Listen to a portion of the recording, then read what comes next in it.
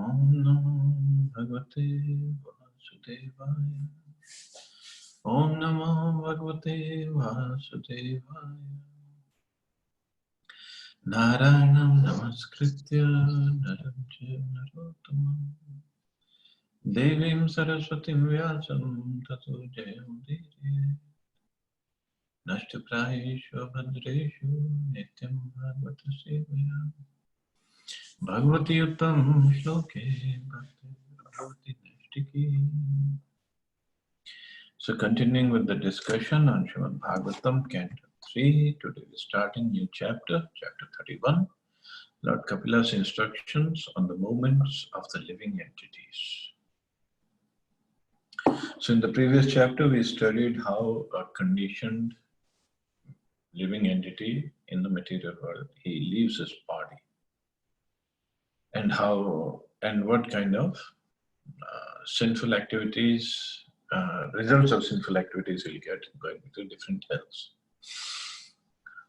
But now, after going through that hellish condition of life, now he's going to take birth again. So this chapter basically describes how he's going to take birth. By reading these 2-3 chapters, one definitely develops detachment from this material world. Text 1. Shri Bhagwan Uvacha Karmana Deva Netrena Jantur Deho Papatte Striya Pravishta Udram Pumso Rekah Kana Shreyaha. The personality of Godhead said, under the supervision of the Supreme Lord and according to the result of his work, the living entity, the soul, is made to enter into the womb of a woman through the particle of male semen to assume a particular type of body. So, Karmana Deva Netrena. Prabhupada quoted this verse many, many times. So, Karmana, according to the result of his work, and how, not just on his own, nobody decides anything, no living entity decides anything on his own. Not where is he going to take birth, how is he going to take birth. He has done his karma, his activities. Then, under the supervision of the Supreme Lord. Of course, here it says Dev Netren, so Dev Netren means demigods. They are in charge of all this. Krishna himself is not going to interfere. But demigods also, they work under the supervision of the Supreme Lord. So finally it happens under his supervision. The living entity, the soul, is made to enter into the womb of a woman through the particle of male semen. So the male semen carries the soul, and that soul enters the womb of the woman. As stated in the last chapter, after suffering different kinds of hellish conditions, a man comes again to the human form of body. So this is once he comes back to the human form of body.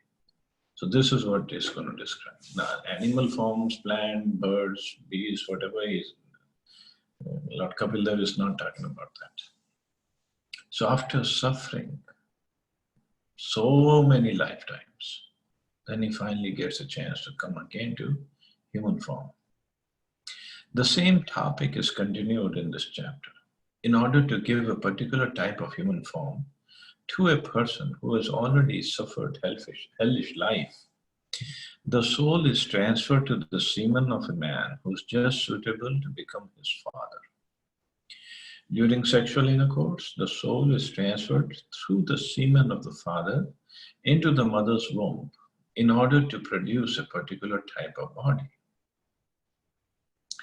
This process is applicable to all embodied living entities, but it is specifically mentioned for the man who was transferred to the Antatamishra hell. After suffering there, when he who has had many types of hellish bodies, like those of dogs and hogs, is to come again to the human form, he is given the chance to take his birth in the same type of body from which he degraded himself to hell. So it can take a long time for him to come back to the human form of life. depending upon how many sinful activities he had committed. Everything is done by the supervision of the Supreme Personality of Godhead. Material nature supplies the body, but it does so under the direction of the Supersoul. It is said in Bhagavad Gita that a living entity is wandering in this material world on a chariot made by material nature. The Supreme Lord as Supersoul is always present with the individual soul. He directs material nature to supply a particular type of body to the individual soul according to the result of his work. And the material nature supplies it. So the material nature supplies the body. So the body is, again, as we have studied earlier, is made of earth, water, fire, air, ether, and then the subtle body, mind, intelligence, false ego, and contaminated consciousness. Here one word, Reta Kana Ashraya, is very significant because it indicates that it's not the semen of the man that creates life within the womb of a woman. Rather, the living entity, the soul, takes shelter in a particle of semen and is then pushed into the womb of a woman. Then the body develops. So it's not that the semen, that the sperm creates the life. Chemicals never can create life. It's the soul takes shelter of one of the sperms. And it is said that the biology students might know it, that there are millions of sperms being released, and only one sperm gets a chance to interact or reach the ovum. So that sperm has the soul, the living entity. Rather, the living entity, the soul, takes shelter in a particle of semen and is then pushed into the womb of a woman. Then the body develops. There is no possibility of creating a living entity without the presence of soul simply by sexual intercourse. The materialistic theory that there is no soul and that a child is born simply by material combination of the sperm and ovum is not very feasible. It is unacceptable. So this is a great science, and everything is happening under the supervision of the Supreme Personality of God and the different demigods. So then now the sperm has gone and interacted with that ovum and the living entity is there. Then how the body develops inside the womb. Text number 2. Kalalam tvekaratrena pancharatrena budbudam dashahentu karakandhu peshyandam vatatah param. On the first night, the sperm and ovum mix, and on the 5th night, the mixture ferments into a bubble. On the 10th night, it develops into a form like a plum, and after that, it gradually turns into a lump of flesh or an egg, as the case may be. The body of the soul develops in 4 different ways according to its different sources. One kind of body, that of trees and plants, sprouts from the earth. The second kind of body grows from perspiration, as with flies, germs, and bugs. The third kind of body develops from eggs, like animals and birds. And fourth develops from an embryo. This verse indicates that after emulsification of the ovum and sperm, the body gradually develops either into a lump of flesh or into an egg, as the case may be. In the case of birds, it develops into an egg, and in the case of animals and human beings, it develops into a lump of flesh. So 4 kinds of birds are there. One is sprouts from earth, second is from perspiration for insects, then eggs for birds, and the flesh for humans and animals. Text number 3. Masintu shirodvabhyam bhayankhya adyang vigraha nakhalomasti charmani linga chitrod bhavastribhi. In the course of a month, a head is formed, and at the end of 2 months, the hands, feet, and other limbs take shape. By the end of 3 months, the nails, fingers, toes, body hairs, bones, and skin appear, as do the organs of generation and other apertures in the body, namely the eyes, nostrils, ears, mouth, and anus. So by the end of 3 months, all these organs start generating. And and again, it cannot happen just because the sperm has interacted with the ovum. Until there is some higher authority who's governing all this. And everything is fixed. First day, this is going to happen. 10th day, by the 10th day, this is going to happen. And then the course of a month, a head is formed. At the end of 2 months, the hands, feet, and the limbs take shape. By the end of 3 months, the nails, fingers, toes, body hair, bones, and skin appear. And different organs, namely the eyes, nostrils, ears, mouth, and nose. It's very amazing how this is all happening inside the womb of a mother. There is no machinery in there.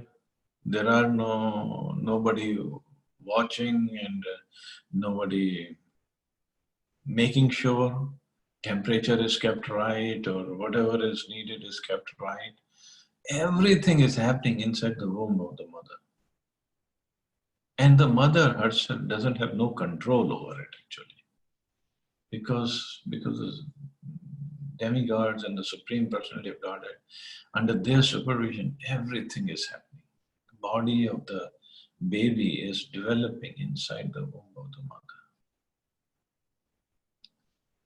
The whole process of birth is amazing. It's really amazing. Chaturbhir dhatva sapta panchbhi kshutrid udbhava Shadbhir jarayuna vita kuksho bhramyati dakshine. Within 4 months from the date of conception, the 7 essential ingredients of the body, namely chyle, blood, flesh, fat, bone, marrow, and semen, come into existence. At the end of 5 months, hunger and thirst make themselves felt. And at the end of 6 months, the fetus, enclosed by the amnion, begins to move to the right side of the abdomen.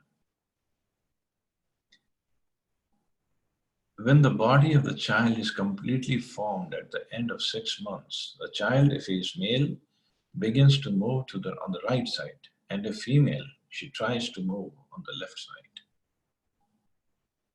This is Prabhupada writing. It's not in the words. But Prabhupada knows all this. So this is how many times people can tell if it's going to be a male child or a female child. But obviously that is not meant for killing of the child, not for the abortion, but just a matter of science. This is all science. And see how everything is developing, comes into existence. I don't know what is child or child. Then blood, flesh, fat, bone, marrow, semen, everything comes into existence. Of course, Kapil Dev says semen because it's a male child. That's why he mentions if he moves to the right side of the abdomen. And then at the end of 5 months, hunger and thirst make themselves felt. And at the end of 6 months, the fetus begins to move on the right side. So it's alive. It's very much alive from the first day when the sperm has interacted with the ovum. It just is modern science. It doesn't believe in all this. They say up to this month, abortion can happen. We can abort the baby. it's, the problem is they use this nice word, abort. Actually, they should use kill the baby. But if they use the word kill, we're going to kill the baby, then it is a murder and it's punishable. But then they say abort the baby. Let's use the word abort. Abortion or abort the baby the process of abortion means let's stop it. Like abort the mission. Mission means the mission was supposed to happen, everything was planned, and all of a sudden let's abort the mission. Stop it. But this is not just stopping. It's a live person inside the womb. He's growing. Anything that grows, that takes birth, grows, stays for some time, dwindles, vanishes, means it is alive. The table, the chair that we sit on, it doesn't grow. So it's not alive. The computer is not growing. You leave it, if you leave the computer or the cell phone like this for 10 years, it's not going to grow. But the baby grows. So it is alive. But because they don't want to take this moral responsibility of killing a child, they say, let's abort the baby. And it has become a fashion. It is such a crime because the doctors and whoever is responsible for this abortion or killing the baby, how cruel they are. The baby cannot even protest or protect himself. And they just very mercilessly kill the baby. I've seen, like, somebody made a PowerPoint presentation how they kill the baby inside the womb. It's horrible.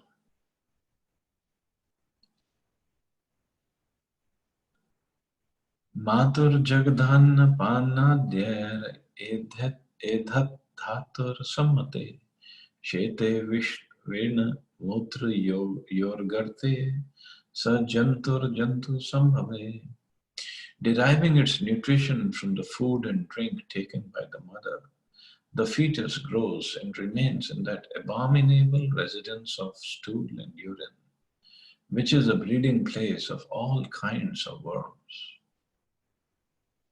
In the Markandeya Puran, it is said that in the intestine of the mother, the umbilical cord, which is known as Apyayini, joins the mother to the abdomen of the child. And through this passage, the child within the womb accepts the mother's assimilated foodstuff.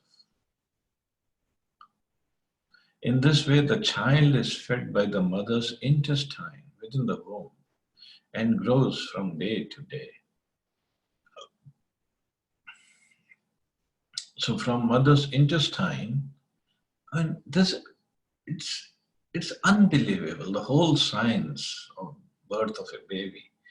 From intestine, this umbilical cord is developed, it is connected to the navel of the child.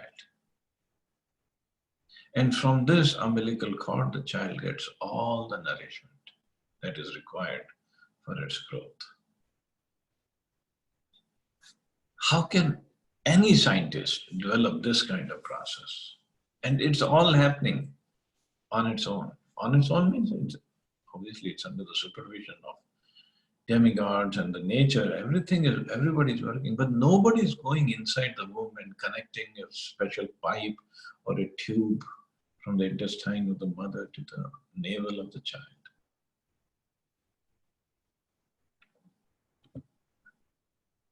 And this whole process, if it doesn't make one God conscious, I don't know what else can. The statement of Markandeya Puran about the child's situation within the womb is exactly corroborated by modern medical science. And thus the authority of the Puranas cannot be disproved, as it is sometimes attempted by the Mayavadi philosophers. So this Srimad Bhagavatam was put down on paper by Vyasadeva 5,000 years ago.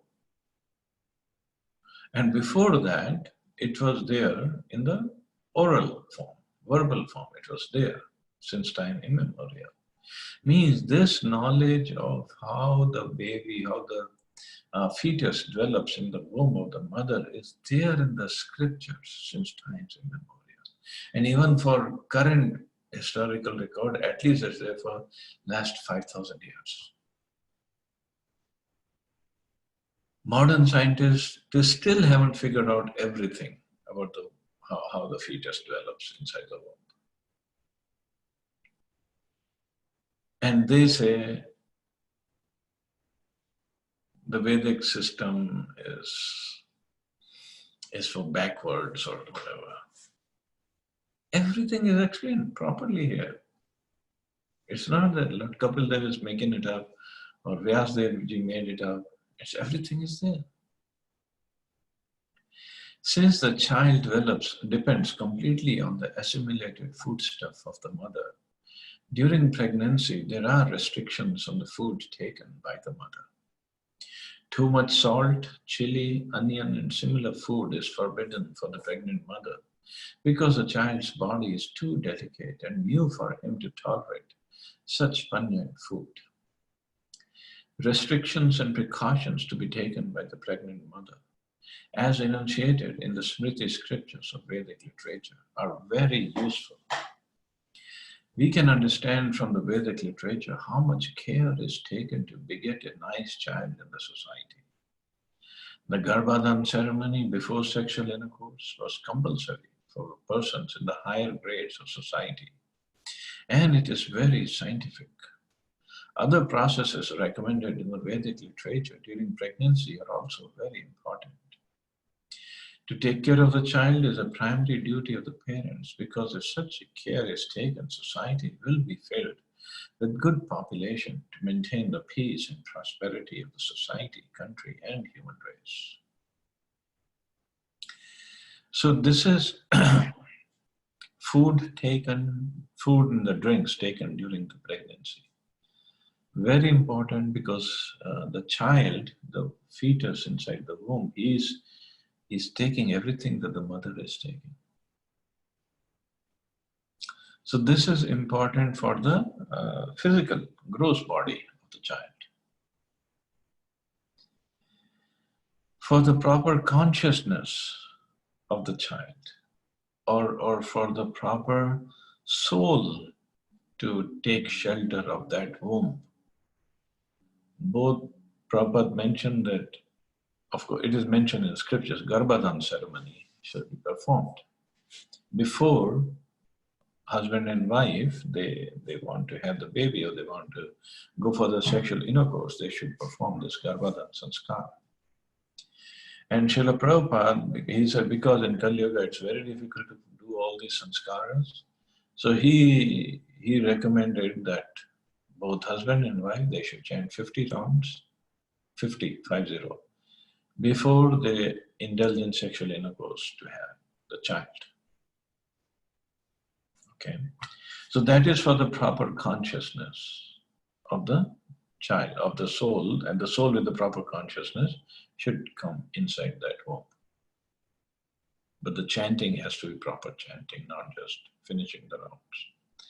Anyway, so proper food stuff to be taken for the proper body of the child. But nowadays it's also fashion that mothers, they smoke, they drink alcohol during pregnancy, and they eat too much sour stuff. Of course, they feel like vomiting, and so they feel like eating the sour food. But it's not good for the child's skin, child's body. His organs are not developed properly yet. And then, on top of it, another thing that is important is the mental health of the child. the emotional health of the child. The child is connected completely with the mother. So if the mother is not taken care of properly, mentally, emotionally, physically at the time of pregnancy, the child will start developing the same emotions that the mother is going through.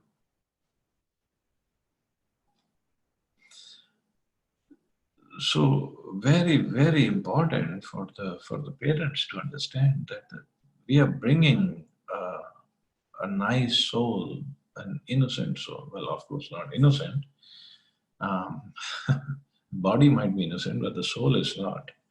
But anyway, we are bringing another soul into the world. So let's start. Let's give him a proper beginning. That soul is already bringing his own sanskaras from the previous life, his own mood and emotions from whatever he has suffered in the previous lives. He's bringing that.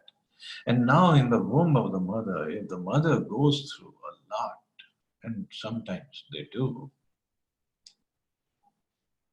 then what kind of child we can imagine is going to be born. And if mother is fed or mother eats non-veg foodstuff at this time, the non-veg foodstuff is already in the mode of ignorance because the animal is not very happy when it's being killed, when it's being slaughtered. So that foodstuff, so food with that kind of consciousness, with lots of pain and anxiety and fear, and then that is cooked by person. Obviously, whoever cooks the meat is not going to be in good consciousness, and that food is eaten by the mother, again in very bad consciousness state. So we can only, we don't even want to imagine, but we can only imagine the state of the mind of the child who's born with that kind of foodstuffs given to him at the time of pregnancy. So that is why Kali Yuga is just full of asuras, full of demons, small demons all over the world. And people don't understand. They think, oh, this is all some superstition. We need protein, so give him meat. Give the mother meat because she needs lots of protein because she's carrying this baby in the womb. Okay, you want protein? There are so many vegetarian sources of protein.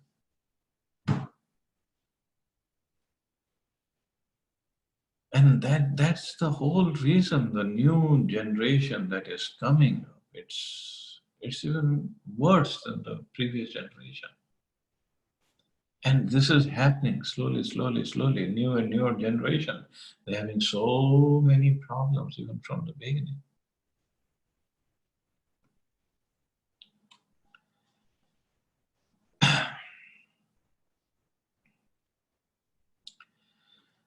Krimibhi kshatta sarvanga sokumaya pratikshanam murcha map noti urungo urujo urukleshas tatratya kshudhir tarmuhu. Bitten again and again all over the body by the hungry worms in the abdomen itself, the child suffers terrible agony because of his tenderness. He thus becomes unconscious moment after moment because of the terrible condition.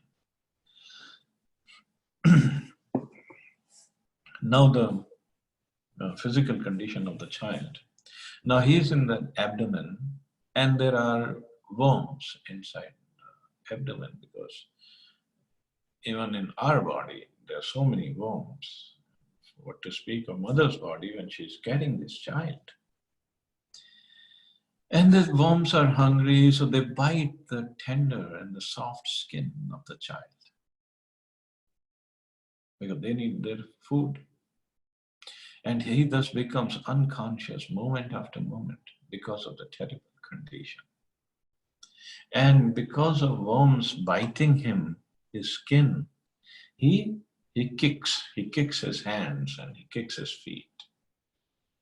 And parents then when they go for sonogram and the doctor, even doctor doesn't know why the child is kicking.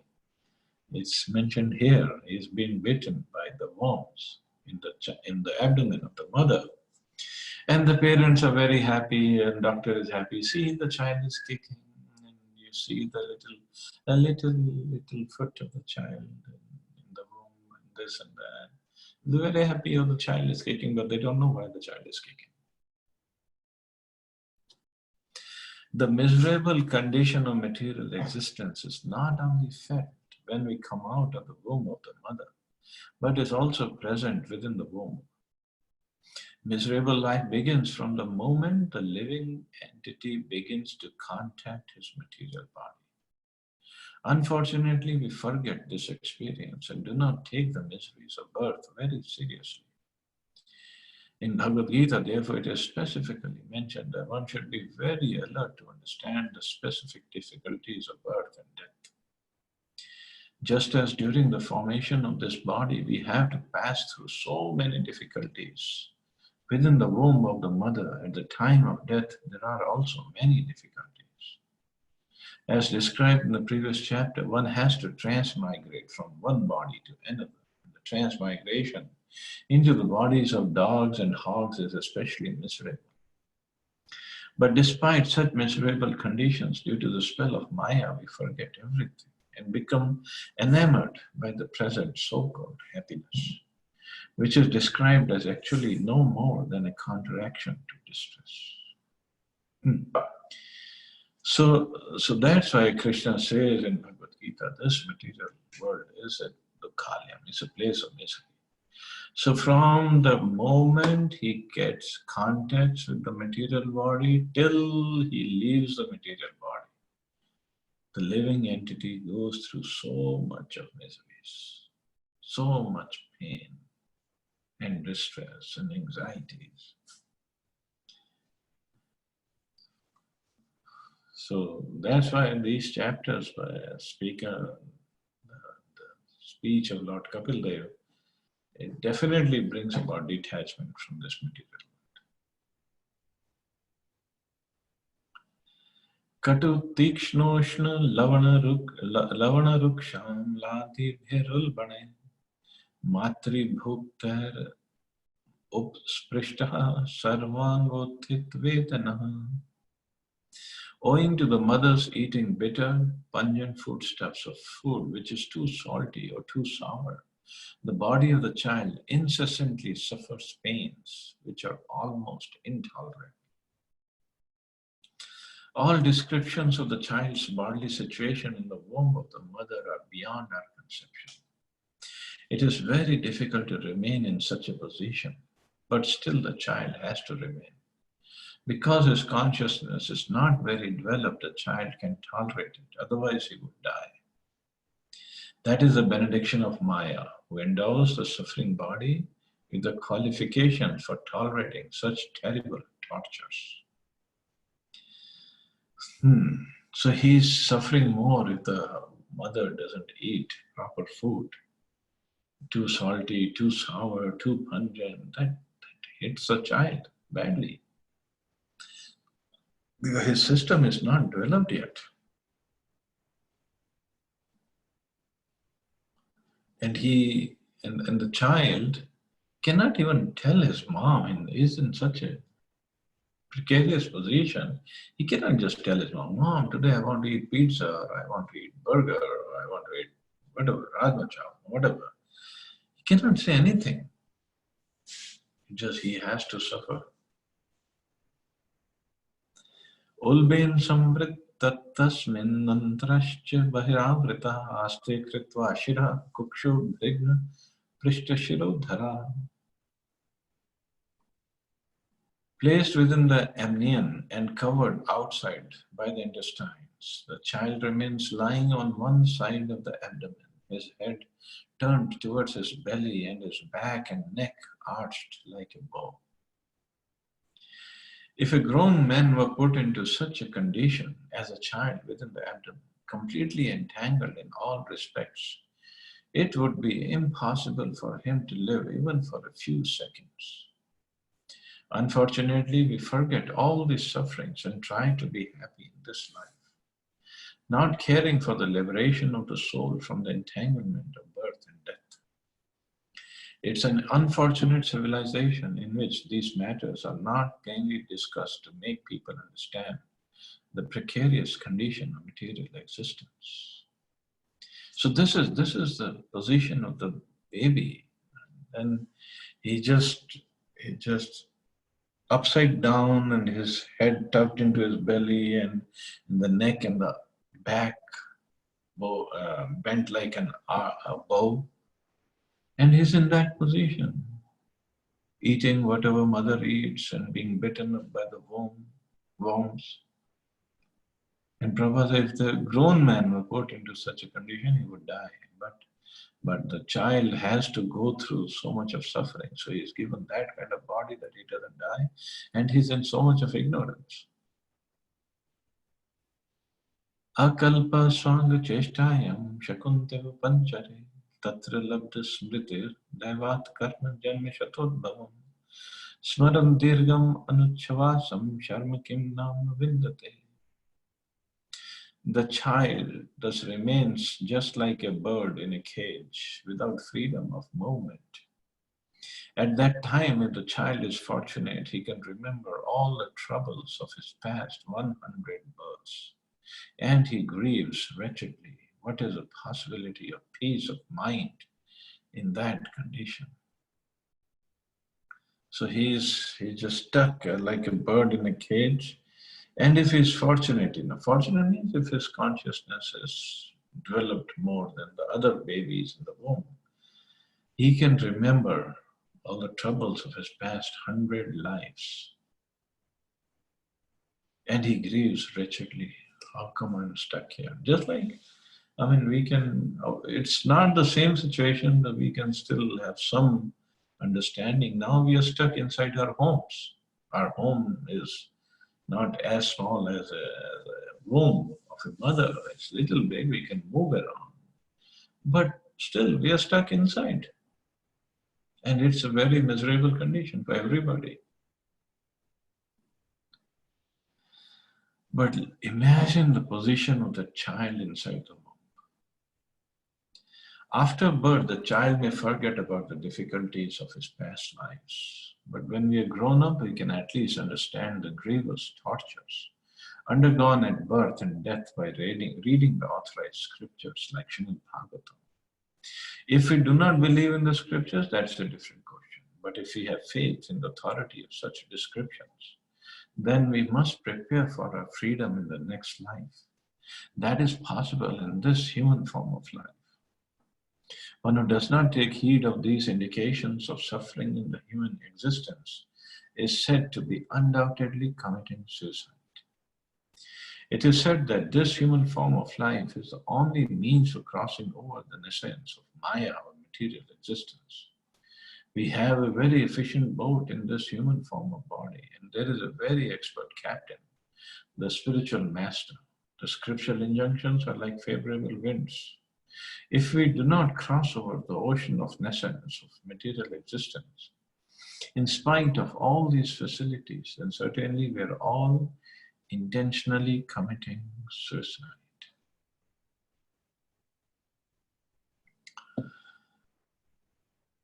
So we have to realize that, of course, when we come out of the womb of the mother and when we grow up, we forget all the pain we had been through.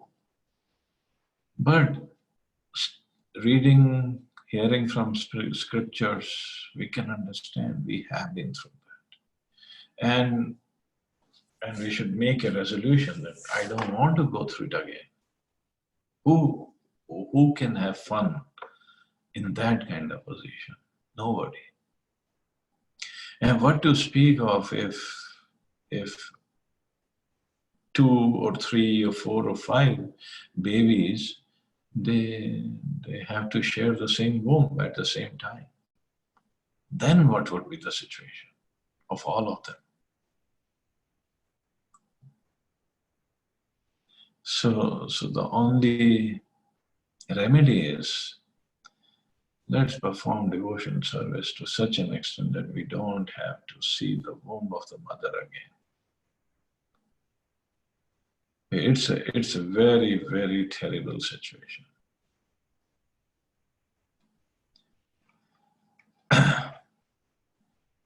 Text 10. आरभ्य सप्तमानमासा लब्धबोधोऽपि वेपितः नैकत्रास्ते श्रुतिवातैर्विष्ठा भूरिव सोदरः. Thus endowed with the development of consciousness from the 7th month after his conception, the child is tossed downwards by the airs that press the embryo through the weeks preceding delivery, during the weeks preceding delivery. Like the worms born of the same filthy abdominal cavity, he cannot remain in one place. At the end of the 7th month, the child is moved by the bodily air and does not remain in the same place. For the entire uterine system becomes slackened before delivery. The worms have been described here as sodar. Sodar means born of the same mother, sa udar, born from the same mother. Since the child is born from the womb of the mother and the worms are also born of fermentation within the womb of the same mother under the circumstances, the child and the worms are actually brothers. We are very anxious to establish universal brotherhood among human beings, but we should take into consideration that even the worms are our brothers, what to speak of other living entities. Therefore, we should be concerned about all living entities. So Prabhupada is amazing. So Sa Udar, it is mentioned in the shloka. So worms and the child, they both take birth from the same mother, they were in the same womb. So at the end of the 7th month, the child is moved by the bodily air. See, again, this all, Krishna is taking care of everything inside the womb. It's the bodily air is moving the child down. So from next verse, we'll see how the womb, how the fetus of the child is praying to the Lord. But the whole process is so amazing, so nicely designed by the Lord. And it just we have to understand and rectify our consciousness, our mistakes. That's all we can do. So I'll stop here. See anybody has any questions or comments.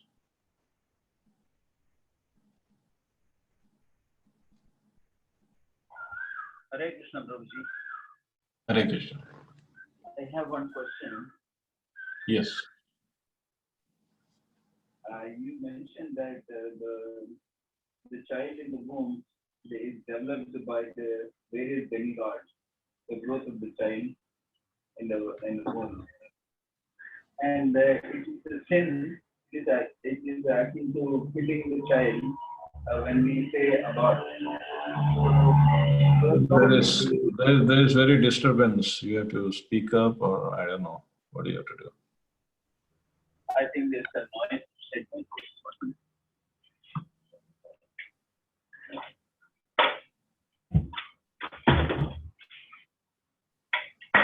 Is it okay now? Yes, much better. I said there are so many people, even in the young ages, we don't know about all the details.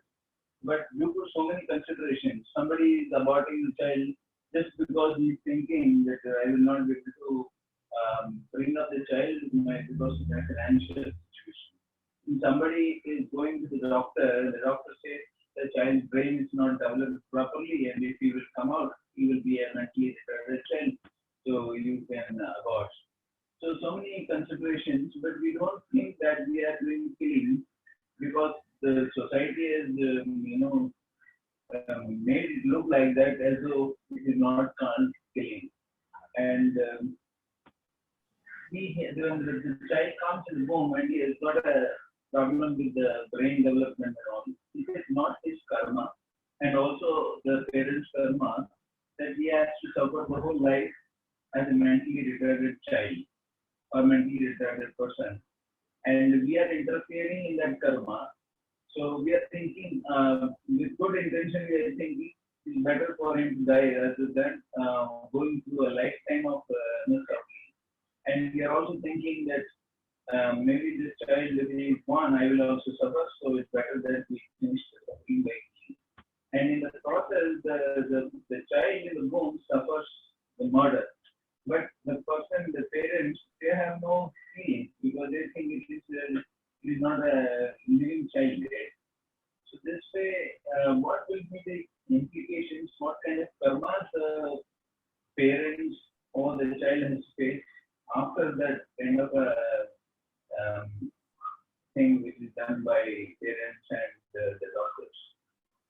What all who all are getting the different karmas, and whether the same child, because he has to suffer as a mentally retarded person whole life, he will again come in the same home of the same parents. So these things are not very clear. Can you throw some light on? Well, if those parents gonna have a child who's not properly developed mentally or physically, then will have to. This is the karma. They cannot run away from the karma. So if not in this life, the next life they will have to go through it. But now they added another karma of aborting or killing another baby. So that's another severe karma they have added onto their karma bank account. And that child also, he was supposed to be born with that kind of problem. So again, his karma is not gone yet. So he will have to take birth sometime, somewhere, with that kind of problem. But he or she, whatever, he ended up giving this extra karma to the parents he was supposed to have, and to the doctor who suggested this kind of thing. So, I mean, I know of a family here in US, the devotees, and the mother was told that the child has Down syndrome. He's suffering from Down syndrome, even when he was in the womb. And they told her, I mean, if you want, you can abort because the child is having Down syndrome. But the parents said, no, we're not going to abort. We want to have that kind of child. If this is what is written, so what? So be it. So they have the child with Down syndrome, and there is no cure for that. But they are happy with that. So there are all kinds of couples around. What to do? Only thing is, yes, let's not commit sinful activity. That's all. It's very bad for devotional service. It's very bad for life as a human being, because we have to suffer for that karma. So why go through it?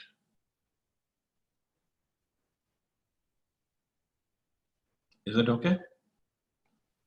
Yeah, it's okay for me. The child is, I think, only from the point of view of the child has to go through a mentally, a disease problem for a whole lifetime. But in place of that, he suffered a murder. So that is just not in his destiny. So is it bad karma cancelled, or to some extent at least it is cancelled?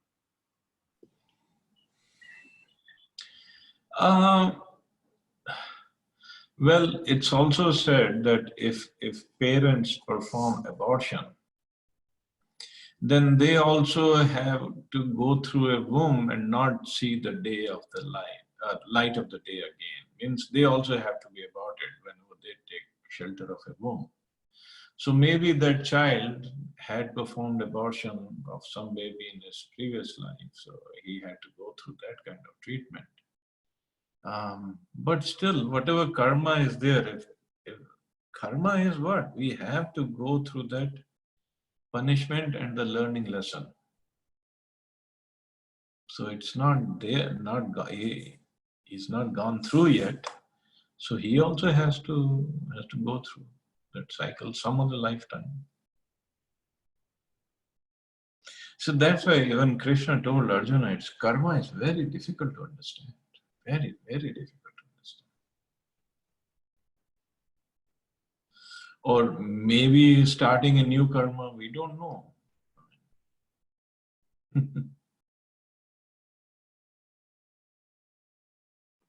Yes, Prabhu, I agree. The intricacies of karma is very difficult to understand by our own mental speculation. So who is suffering, whether his own karma or some his karma is being it's very difficult to understand. Thank you very much. Thank you. Hare Krishna, Prabhuji. Hare Krishna. Prabhuji, I have a question on, related to this. The child gets this birth, and he gone through so many agony and so much of pain inside the womb of a mother. Uh, my question is on the intercaste marriage, and like a lot of marriages are happening now. Uh, the, both the bride or the groom do not follow the religion at all. Especially if you see in the Bollywood industry, a Hindu girl gets married to Muslim, or I'm very honestly talking about it very openly, and from different religion or by caste they're getting married to each other without they just simply say it doesn't matter at all. They don't go because it's quite evident that they don't follow the scriptures, what's written in Vedic scriptures and all those things. They don't even talk about it. They feel shame about it. So is it because the kids are still born, with these kind of marriages? Is it still good? I mean, like because the kid is born natural, normal. He is not abnormal or with any syndromes and so on. So is it still okay, or will it create kind of havoc in the society later on? Well, even if child is born from both the parents who are Hindus, suppose, and Hindus also, they don't follow the religion per se anyway. Who is following it? So any time we have a child born from such parents who don't follow anything, whether Hindus or Muslims or intercaste or interreligion, it's a problem. It's definitely a problem. And that's why we are seeing more and more problems all over.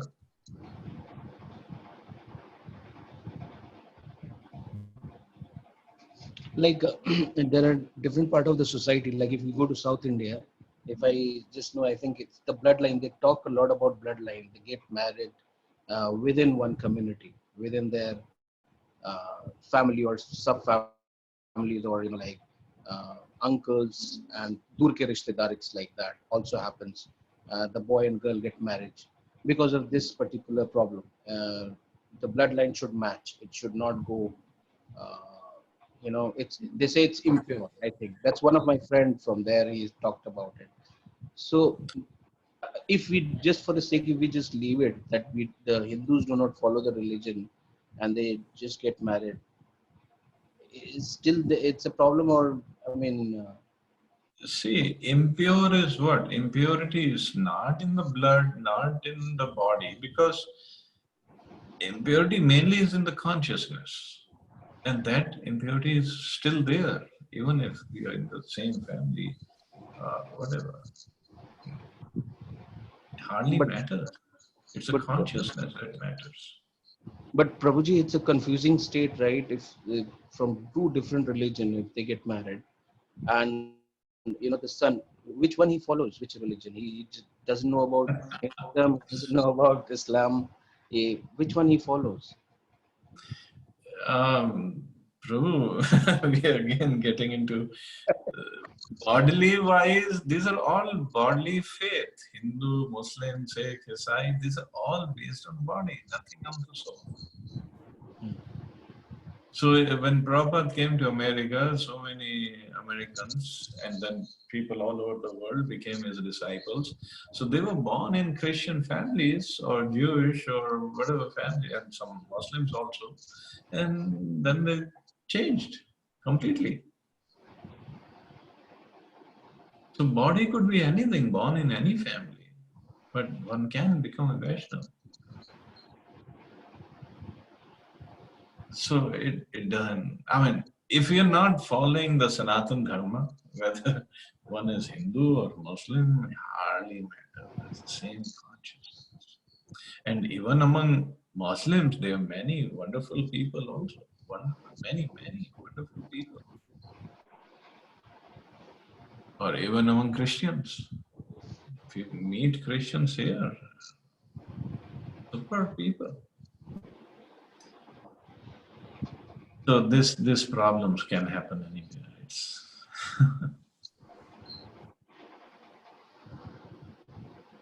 Yeah. Hare Krishna, Prabhuji, Dandavat Pranam. Thank you, Prabhu. Hare Krishna.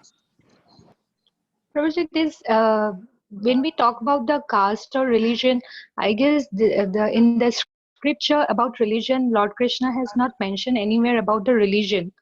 So, I mean, we have found in Gita about Chaturvarnyam Maya Srishtam, about the guna and karma, like Okay. 4 categories of occupations created by Lord Krishna according to people's 3 qualities like guna and karma. So this casteism and religion has made like, is it man-made or like how it has come? Well, caste system as we see it is definitely man-made. Krishna wanted for Varnashram system. Yeah. But what the religion? This religion, it's a product of Kali Yuga. The Islam, Christianity, even Sikhism, Judaism, Jews, they're all products of Kali Yuga.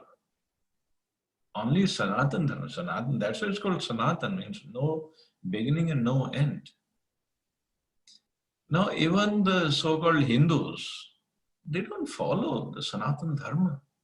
Who follows that? Yeah. It's all hodgepodge. Right. Whatever we follow, it's all hodgepodge. So when we Some talk about some yeah, traces of Sanatan Dharma is there, practices are there, some traces are there. I'm not denying that. But the real followers are very few. Very, very few. So it's a mess. Right now it's a mess.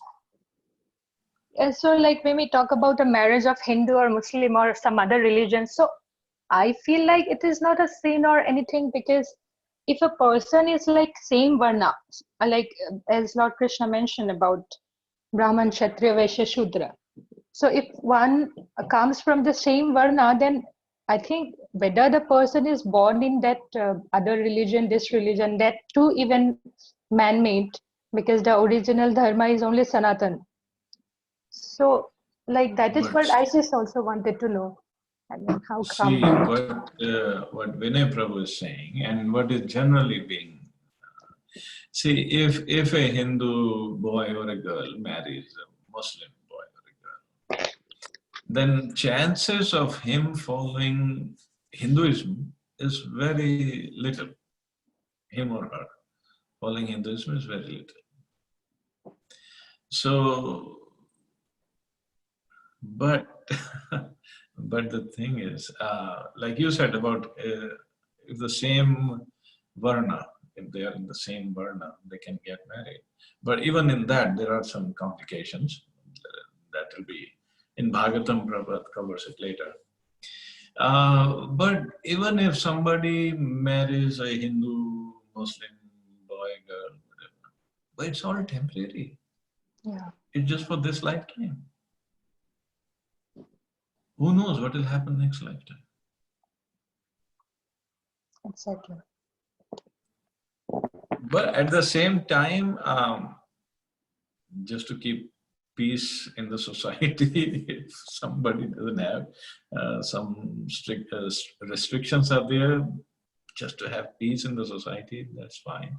But ultimately, it's all temporary. Everything in the material world is temporary. Everything. Just like we discussed the other day, where is the British Empire now? Where is the Roman Empire? Where is the Napoleon Empire? Napoleon Roman. Where is the Mughal Empire? And there were so many empires. Where are they now? Nobody even knows them. They killed so many people. They captured countries. They just ruled over so many countries. Where are they now? The whole demographics has changed. And this, even whatever we see right now, it's not going to remain like it forever. It's going to change again. That's the material world. Everything changes, keeps on changing. Yeah.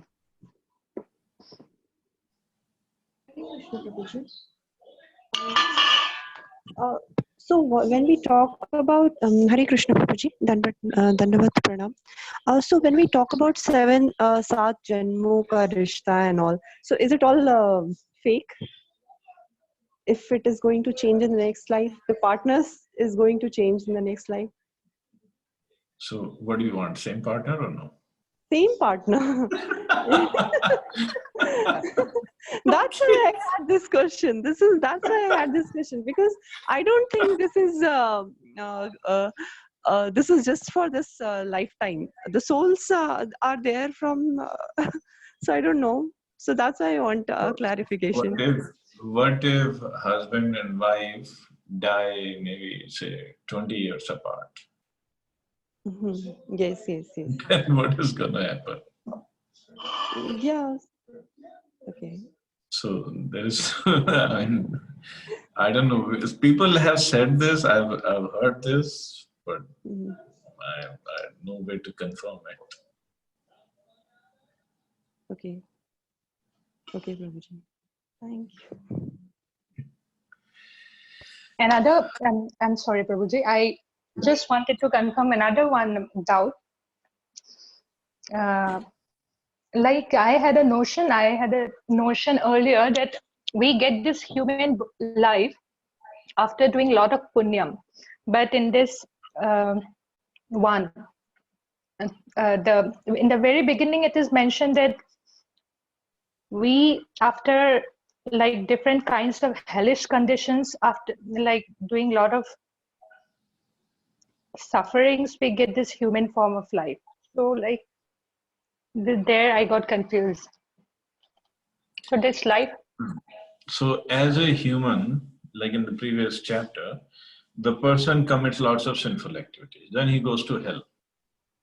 Then he comes back, and if the punishment is still not over, then he takes he is born in animal life or some bird life, plant life, insect life, whatever.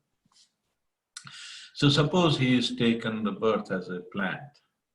So from plant, there's so many species in plants also. Then he goes through that, whatever evolution, then he comes into insects or comes into fishes first. Yeah, underwater.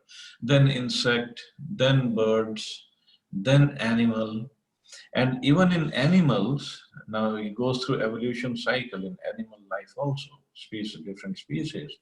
So it is said from tiger, from cow, and from monkey. The next birth is human life. Oh. So he is born into human life suppose from animals he has taken birth in human. Now he is starting all over and he has to again do some pious activities to continue as human form. So there is a chances of going to the higher planet after this birth, like this, if we see the. Yeah, in Gita it says, na, Urdham Gachanti Sattvasto. Higher planets in the material world or to Vaikuntha. Both are possible. But going down is also possible. Yeah, right.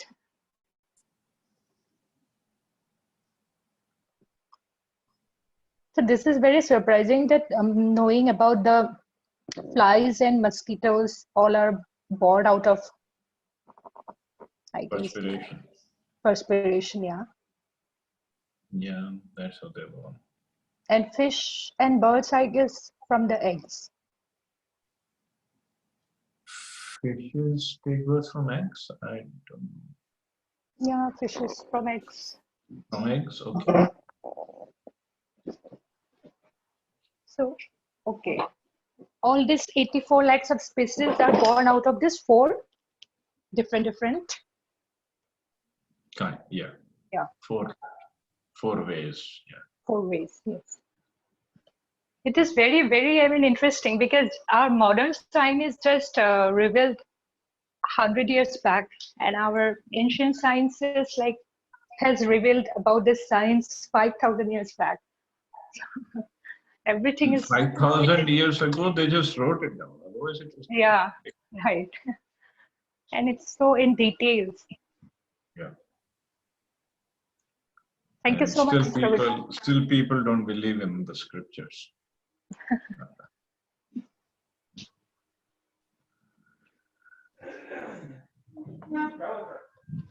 Okay, so I guess we can stop here. You all have a wonderful and safe day. Hare Krishna. Jai Srila Prabhupada. Jai Srila Prabhupada. Thank you. Thank you so much. Thank